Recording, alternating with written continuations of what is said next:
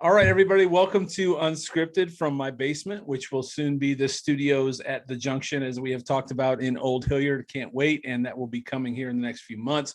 But all that aside, two-time guest. Anybody that follows me knows I'm a huge fan of I Am Second, and also a huge fan of my guest, Mr. Doug Bender. Doug, why don't you introduce yourself? And in case anybody doesn't know you, go ahead and introduce yourself, and we'll jump in from there. Yeah, well, it's really great to be on with you again. I always like our talks. I get to do lots of interviews in my line of work, and yours is one I've always enjoyed doing. So, yeah, I've been working with I Am Second for quite some time. We're a ministry. You'll probably run into us online if you've seen us anywhere, telling the stories of people whose lives have been changed when Jesus became first in their life. So my role on the team is I get to write a bunch of stuff. So I get to do the blog and do the books and help communicate via that medium. So, and then I get to go on stuff like this and talk to you, man, and tell you all about it. That's awesome, and literally one of my favorite guests, and it's as evidence of the fact that you're back again. I really enjoyed our first conversation, and you and I've had some interactions over the years, as you said, with the blog and some other things. So, but there's a few things to talk about. So we were originally going to do this a few weeks ago, and then unfortunately we were in some snow and had to make some quick changes, and those things happen. But that being said, let's start with Loud Krazy Love, because we were going to try to come on and really talk about that in advance of Valentine's Day weekend. You all were nice enough to provide me a copy, or at least a preview of the film. I watched it with my wife, and it was powerful. Can we talk a little bit about Loud Krazy Love? Yeah, it's funny sometimes when we start an interview with somebody, we don't exactly know where it's going to go. These aren't scripted necessarily. We generally have an idea of what the story is, but they're not scripted. And when we started talking with Brian Welch from Korn, we just knew we had something special. Very early on with I Am Second was first started. He was one of our very first interviews, and we've kind of just journeyed with him through the years. And as we sat down to do a follow-up, we said, man, this is more than an eight minute video. Yeah. We've got to do something more. And that's really where Loud Krazy Love came in. And it was our first full-length documentary that we said, let's go and do this. Yeah, it was. And so for anybody listening or watching, it follows Brian and his daughter. And as you said, I think Brian was really, for me, as a fan of I Am Second for many years now, that was one of the first ones that you're like, well, there's something going on over here with this ministry or this foundation, whatever you want to call it or label it. There's something going on. Movement, I think, is the word I like to use. There's something going on over here, because this guy and his story was so public, and he was public. And so then what this story does is follow his journey, but also follows the journey of his daughter and his love for his daughter. I don't want to give too much away because I want people to see it. So let's pause real quick there. If they want to see it, how do they see it? Yeah, Loud Krazy Love. You just go Google that. You'll find our website, Loud Krazy Love, Krazy with a K, and you're gonna find this movie. It really is inspirational. One of the things I love about it is, and this is something we try to carry throughout whatever we're doing, but it's that authenticity. Yes. When Brian first started following Jesus, it was as dramatic a story as there is out there. Yeah.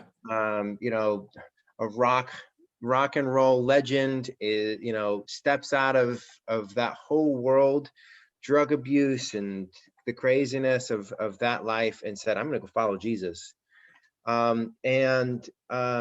We all rooted for him. We're like, man, that's awesome. That's a big step. Yeah. But then the real stuff happened. Then the real journey happened, because, as you and I know, our lives aren't perhaps quite as famous, but no. Following Jesus isn't this smooth, easy process. It's messy. Yeah. And that's really what this movie is about. It's telling that messy but beautiful story. I think there's an image Brian uses in this movie that I thought was beautiful. And he said it's like a pumpkin. Mhm. When you following Jesus, you know, when you are, if we are the pumpkin, Jesus is like the one who's going to carve the lantern, you know, Yeah. and the jack-o'-lantern. And the first thing you gotta do is you gotta cut open the top, and then you gotta scoop out all that gunk and all that mess on the inside. Yeah. But if you do all that, he can put his light in you and you Mm. shine. Yeah. Yeah. But it's a messy process. There's no way to do that without it being painful and messy. Yeah. And I thought that it's just such a beautiful illustration. And really, honestly, that's what this movie's about. It's like when you first started following Jesus, and he admits it, he goes, I didn't really know how to do most of this stuff. I didn't know how to be a father. I didn't Mm. know how to do simple stuff. And I had to learn. And Mhm. Jesus was good enough to teach him. Yeah. And it's so powerful. And I was going to say the same thing. It is so I am second. And that's what I love and appreciate about you guys. I've had the opportunity to review and preview some Christian films. And I say Christian, if you're driving, you would see air quotes. I'll say it, Christian films. And there's and look, there's a wonderful place for that. And Sure. I'm thankful that Christian films exist. But sometimes I believe they paint a picture that, as you just said so eloquently, it's not real. I mean, it doesn't always end in a perfect story. Let me back. It does end a perfect story someday, right? There will Right. be an end But that that is a perfect someday story. is often much further down the road than we like to think about. It's not a tidy box. It's not. It's rough and it's raw, and that's what I love about I Am Second and this film. It is raw, it is rough, and it's really behind the scenes from a guy that has addictions and has outside influences and has an audience that expects him to be a certain person and way. And he had to walk away from a lot more than I would challenge a lot of, I would challenge some Christians have to walk away from. We all have to walk away from something if we're going to choose this life. And Brian had to walk away from a lot in a very public eye. And Yeah. not only that, he's trying to raise a daughter. And so Yeah. as a dad girl myself, that really, really resonated with me. Mm. His pursuit and commitment to his daughter. That was really, Yeah, really powerful. and I think that chain of events in his life related to his daughter Mhm. is really a driving force for him. I mean, when we first did our interview with him, I remember when he started talking about like one of those key turning moments in him Yeah. when he saw his young daughter at that point. She was just I can't remember how old she was, but very, very young, and she was bouncing around the house singing one of his Korn songs, and in particular Adidas, which is a very catchy tune, but it was all about sex. Right. And he realized, oh my gosh, this is my life, this is what I've done, and now my daughter is singing about this. Mm-hmm. And he said, I need a different life, I need something different. And so that was like this impetus for him, this big turning point. I need something different from my daughter. Yeah. So that's, I think, where some of those heartstrings really get pulled when you watch Mhm. this movie, Loud Crazy Love, because you realize that that's what he wanted. I want to go be a good dad. I'm going Yeah. to go follow Jesus and be a dad to my daughter. And he's like, I didn't know how to do either of them. Yeah. And his daughter really struggled through a lot of things. Mm-hmm. And Brian said, he's like, some of his stuff I just didn't know how to be a father, but sometimes we all get our own stuff too. And so Janaea has to work through a bunch of stuff, and she's still on a journey. But yeah, it's powerful stuff. But a lot of mental illness stuff for Janaea, working through that. Again, I don't want to spoil too much either. Right. But issues of some of the inner emotional toil she was working through, trying to figure out who she is, Mhm. thoughts of suicide and self-harm. And Brian is like, I don't know how to help her. Yeah. I don't know how to help her, but I love her. Mm-hmm. And as a father I've got four, Mm-hmm. how many times have I had to say the same thing? Like Right. I don't know what the right move here is, Yeah. but so it's a beautiful thing. Yeah. And I think every parent that's ever watched their kid struggle through anything, at some point we say, is this my fault? Right? Mhm. Is this, did I do this? Because they are, um, they're a shadow of us, you know, and they're reflections of us. And I think we all feel responsible. We should feel responsible for Sure. them. God entrusted us with them. And I think at some point we've all probably said, if we've seen them struggle through something, is this my fault? Did I do this? Is there something that I did or something I didn't do that I could have made it better? And that I love that about the film. And as you said, there's a moment, I know you and I exchanged some writing about it, a review. And when I got all done, not to fast forward to the end, but when I got all done, there's a moment in the film, and I don't want to give it away, but I had tears in rolling down my cheeks, because there's just a moment, and the cinematography of how you all and I think you know the moment I'm speaking of, with regards to he and his daughter. There was a moment, and when you all captured that in film, it was the moment. Like it just was so powerful, and I want people to see it, so I can't give it away what that moment was. Yeah. Hopefully if you see it, you'll know when you see it. Yeah. But for me as a dad, it was so powerful having, as you said, you know, my children have walked through things too, and we've walked through them with them. But seeing that moment, but then I was reminded when it was all over, I was reflecting on, I know we had talked about maybe writing a review, and the only thing that came to mind immediately was, you know, 1 Corinthians, you know, and the love chapter specifically. And we've all heard it. We've seen it. It's probably in our house somewhere on a plaque. But when you really, really stop and think, this is what this means. These aren't just words on a plaque. This is what love does. This is what love means. And that's where, as I reflected on the film, that's where I just couldn't get away from, this is the love chapter. And I know Brian, you know, and I don't know Brian. I know Brian is fighting the fight. He's fighting the good fight. He's fighting things that we all maybe don't even understand, but he's also fighting the love chapter, and he's doing everything he can to I think, obey Scripture. Yeah, and it makes me think what you just said, made me think of that line in there in that same passage, which says, "Love is patient." You know, it's such a simple little line, right? But patience, it means that there is something that's going to try you over a period of time. You know, that's what those 3 little words mean, which means that love is something that can travel with you over long periods of time in great trouble. And and that, again, I think you're right. That's really the picture of what you see, that Janae is going through this long period of time where she's struggling, and Brian is just crazy in love with his daughter. And he's going to journey with her. He's going to be patient in that journey. And it's a beautiful thing to really think about. It is, you know, it's not always the picture of love that you get out there in other forms of media. You know, on one side, you'll get love as all this, you know, it's just a feeling. It's just this thing you can fall in and out of. And on the other side, you might see stuff that will say, oh, well, as long as you have love, everything's perfect. Right. And, you know, the truth is somewhere in the middle there, that there is feelings involved, of course, but it's a lot of love is patient type stuff. It's a lot of love keeps no record of wrong type stuff. It hopes. It hopes. Perseveres. All these things are admissions that the world that love is operating in isn't working right. But love is going to make it through.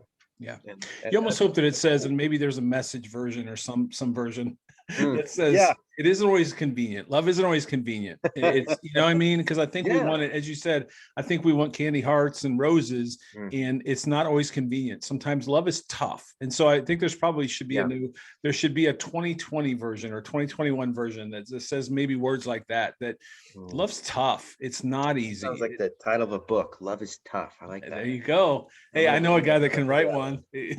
So, no, I love it. No pun intended. I love the film.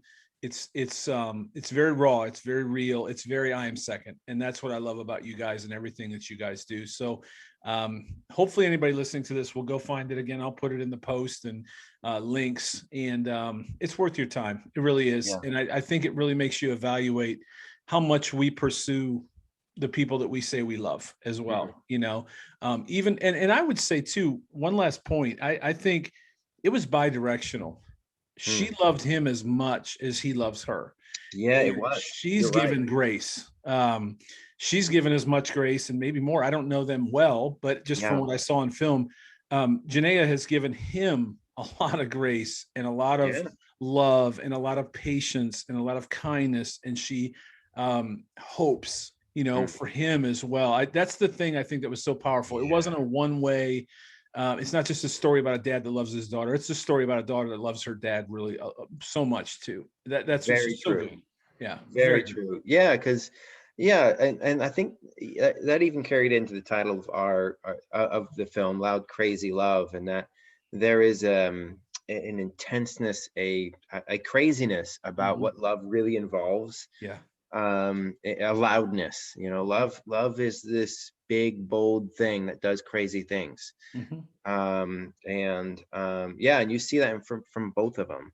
Yeah. And it's messy. They're not always sure on how best to do it, but I think that's how life is, right? Yeah. I know I love my kids, but I don't always know the best way to express it, or to not just express it with words, but to live it. And that's the struggle. That's the journey we're all on. Thankfully, we have a God who has given us a path. He came here, sent his son, and said, here's how I'm going to love you. And he gave us a demonstration. Um, and it's interesting. I read his story, and it's the same thing. It is this loud, bold thing that carries on through hardship, and it's messy, and it's but he stuck through it. And he's called us to do the same. He said, hey, it's going to be a mess, but that's what love is. It's loud and crazy. And they will know us by our love. Yeah. Right. And I wish I knew what scripture that was, but I know that is a scripture. It is. We'll be known by our love as Christians. And in a world today that we see, there's so much that are said about Christians, and it's getting worse. I think there's a lot of labels and a lot of opinions on what Christianity is, but at the end of the day, they will know us by our love. And so, I think that if all else fails, just love people, care about people. I think that's a beautiful thought, because I think sometimes I feel like we frame ourselves wrongly, in that we try to make it, following Jesus is about knowing the truth. And that is true. We have a truth, the truth even, but that's not the primary thing we're to be known for. We have answers, but being the answer man or the answer woman is not the thing we're supposed to be known for. Right. If we get to take a title, the title we're supposed to take is that we love people. Which is actually a relief in one sense, right? Because how many times have we said, I have this friend and I don't know what to tell him. He's going through this stuff, or he's asking questions I don't have answers for. And we think, and we just withdraw. And the beautiful thing is, we don't always have to have the answer, because what we're actually called to do is to love. And that is something we can give. Right. And that is something we can become famous for, become known for. So it's a high calling, but it's an important one. Which leads me to the next thing. The first time you came on, we talked about the book, I Found Love, and it had yet to come out, and now it's out. So how is the book doing? How has it been received? And any words on the book? Yeah, it's been really good. It's been really fun to watch folks. They get it, and there's always this little period of you don't hear anything, because they're reading it, right? You're hoping they're reading it. Right. We've been getting great feedback from folks that have read it and engaged with it. And one of the things that we're excited about with this book is while it touches on the topic of love that most immediately comes to mind, romance and marriage and dating and such, it's broader than that. It also talks on a sense of belonging and friendship and all sorts of relationships. And so it's been a beautiful thing to watch folks say, hey man, this has impacted my friendship. This has impacted the way I work with people in Zoom or at the office. That's right. Yep. Because again, going back to the theme we've been hitting on all day here is love is a big and bold thing, and it doesn't just stay in a relationship. It spreads. It's the nature of what love is. And so it goes to all sorts of. It's supposed to spill out all over our lives. I think Jesus, I'm going to paraphrase it here. I wish I could have this quote in my head, but Jesus talked about how even the pagan will love their friends. Right. I've called you to love even your enemy. Yeah. And so, yeah, that has been one of the effects of the book, is that people are opening their eyes in all the places that love is supposed to flow. So Mhm. that's been fun. It's been fun to see. Yeah, and that's awesome. It's so good to hear. The book is fantastic, just like everything else you guys do. I'm a fanboy, as you know. I am pretty much everything you all do, and really everything you guys do. The other thing too that I was thinking about, you were saying this, and I have to share this story because you're my friend, and it just happened today. And I have to walk it very carefully because there's a lot of details that I need to leave out. But Sure. it goes to what we're talking about, and I reached out to someone that I believe was a forgiveness, or at least I needed to, on this topic. Yeah. I needed to express love and appreciation for it. Mm. So today I reached out, and in a previous life, this person worked with us, and his parting gift, we got him a special parting gift. And as I told this person, I thanked this person, I apologized, I asked for forgiveness, and I tell this story, and I wish I could tell the whole story because it would be a lot more meaningful. But the most important part was, he said, Aaron, you all gave me this. I'll say stupid, wasn't the word he used, but he said, y'all gave me this gift. And he said, I've had it in a box in my garage ever since when I left. And he said, honestly, I had no use for it. And he said, because, of how, of some things that happened. Sure. His wife, he said, my wife asked me one day, why don't we just throw it away? And he said, because I'm hoping for the day that somebody will finally call and say, thank you. And we appreciated you, and we loved you. And we realized everything you did for us. I've unfortunately given very small pieces of that story because the real story is more powerful. But at the end of the day, yeah, that just happened to me today. And honestly, I got so choked up because it's just, there's so much power in, man, it's not hard to send a text, yeah, send an email, make a phone call. Anybody listening to this, do it right now. Pause the podcast, stop the video, who's on your heart right now. yeah. That face is already in your head. It is. It's a coworker. It's a relative. It's a member. Maybe it's in your own house. Pause it, stop it, whatever it is. Go do what you have to do. And I'm telling you, it'll mean a lot to you, but it'll mean so much more to them. We just got to love each other, man. We're only here for a short time. And then before you know it, it's over. And that film did it. This book touches on it. And there's stories in that book that are that way. And it's just, I'm passionate, obviously, about it. We got to do it. We got to do it. That's powerful stuff. It's so interesting you said that because I know I think we've talked before, but I'm also a local pastor. We started a church here in my hometown, Pittsburgh, here about 2 years ago. And I had a friend of mine speak at our church last night. We meet on Sunday nights. And so I had the rare opportunity as a leader of a church to just sit and not be in charge of the teaching part. And you know what he spoke about? He spoke about what you just said. Yeah. He walked us through the story of David and how he was betrayed and beaten up by someone that he always looked up to. He even called him his father. He was a father figure in his life, King Saul. And he had this one opportunity to get back at him, and it happened to be that he was hiding out in a cave when Saul was looking for him, and he could have killed him, right. Like everybody expected him to do, and he didn't do that, but he did do something. Yeah, and that's cut a piece off his robe just as hey, I got you. Yeah.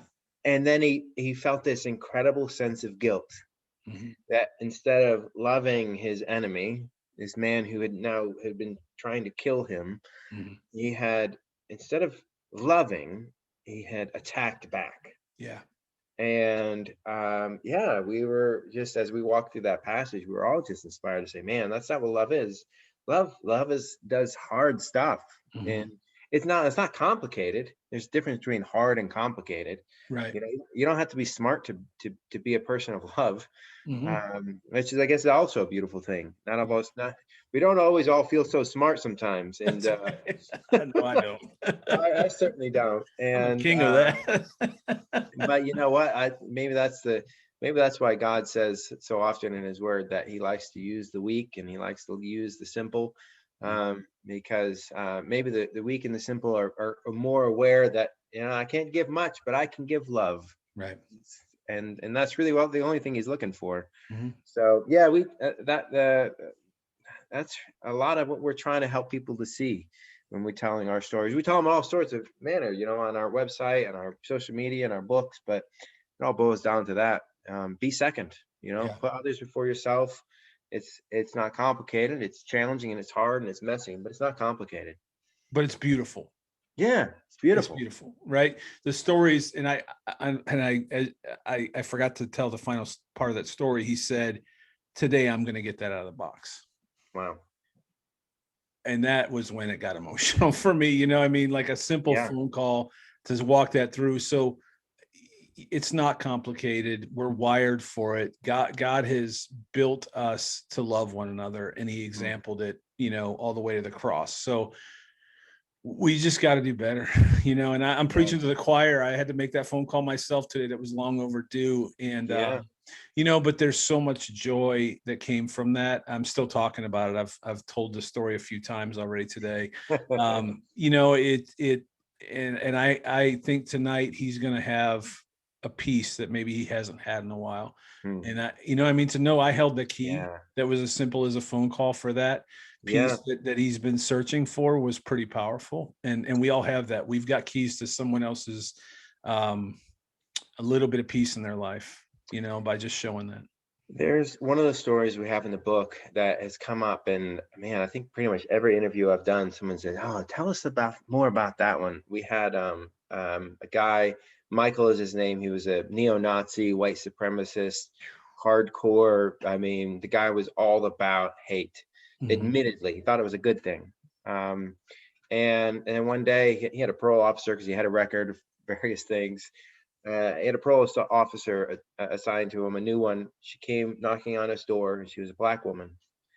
And she, was never, it's not like she had some impressive magical list of words that she could spill out and he would suddenly transform. The only thing she knew to do was to love and respect this person. Mm.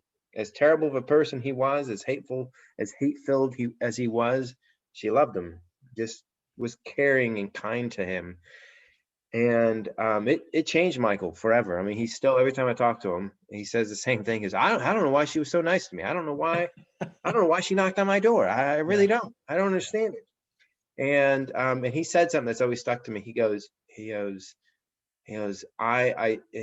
to, follow after that example and leave hate behind and follow love, right? And he goes, love is so easy. Mm. Hate is so much work. It is. It's so much stress. This is his words. The guy who he did hate. It's what he did. Yeah. And he goes, it's so hard. It's so Mhm. stressful. But love is so much easier. Yeah. And I think of Jesus's words when he says, my yoke is light. My Mhm. burden is easy.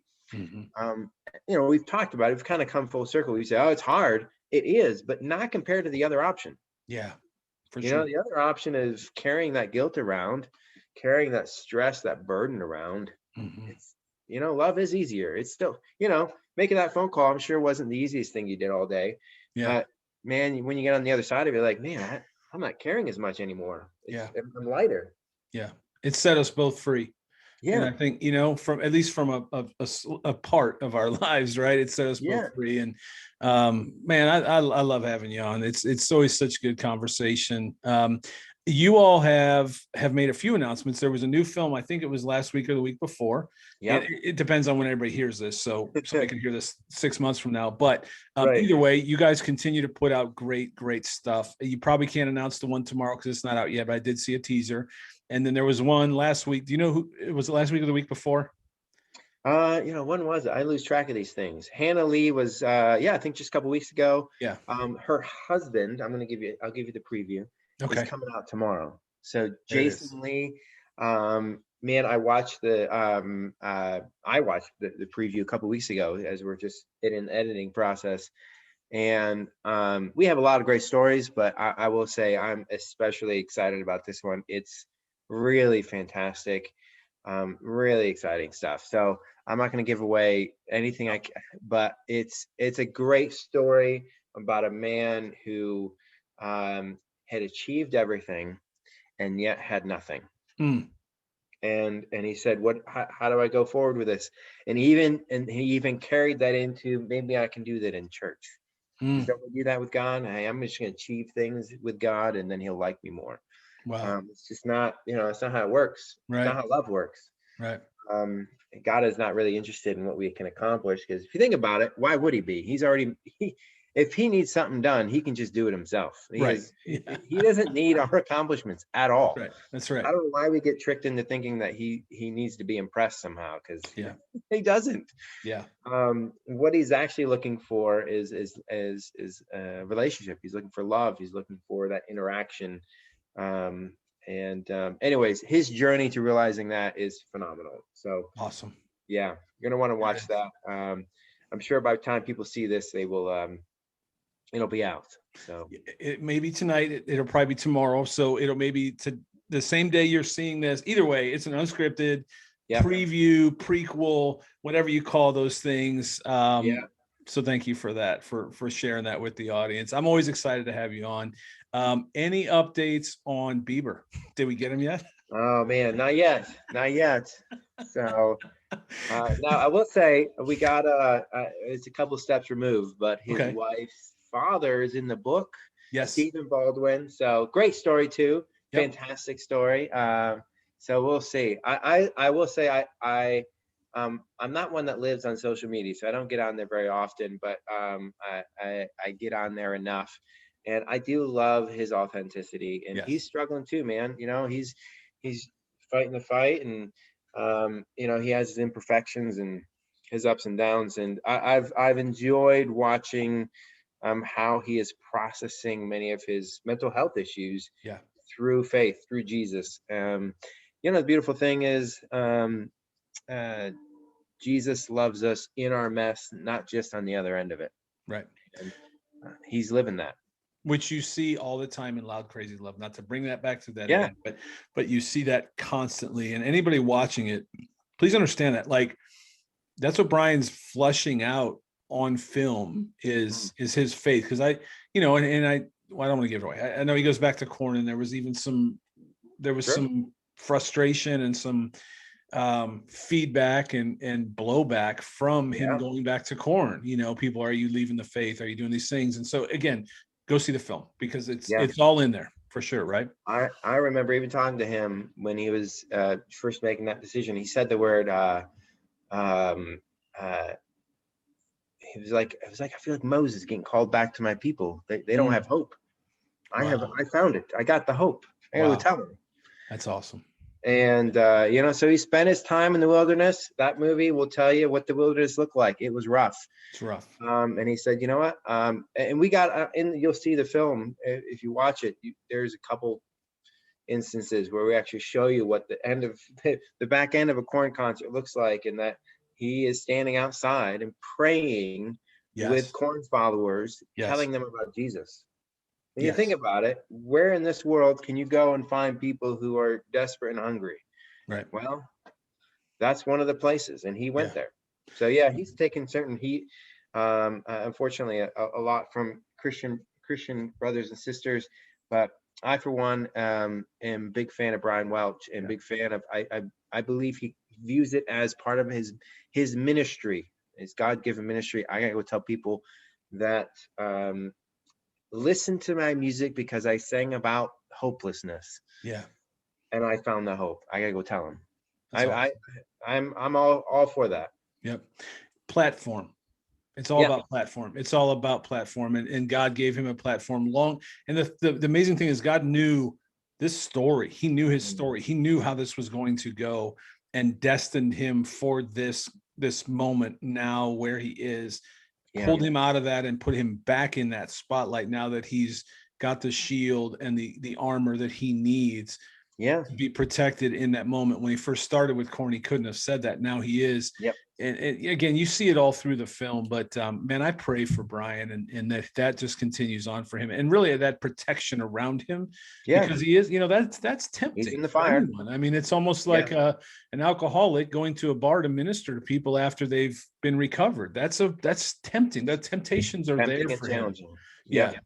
For him to stand in the parking lot with a circle of guys praying over him, powerful. Powerful stuff. Yep. Yeah. And again, you think, if you try to find, who would be best equipped to reach that group of people, I don't think God could have chosen better, which is why he chose him.